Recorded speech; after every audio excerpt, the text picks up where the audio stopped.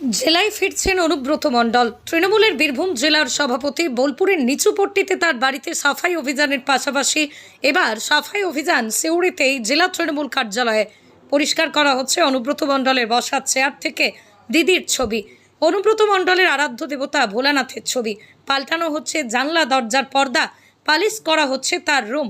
অনুব্রত মণ্ডল যেভাবে তার অফিস সাজিয়ে রাখত আগে, ঠিক সেইভাবেই আবারও নতুন করে সাজানো হচ্ছে জেলা তৃণমূলের অফিস। বলা যেতে পারে সাজো সাজো রব এখন জেলা জুড়ে তৃণমূলের মধ্যে।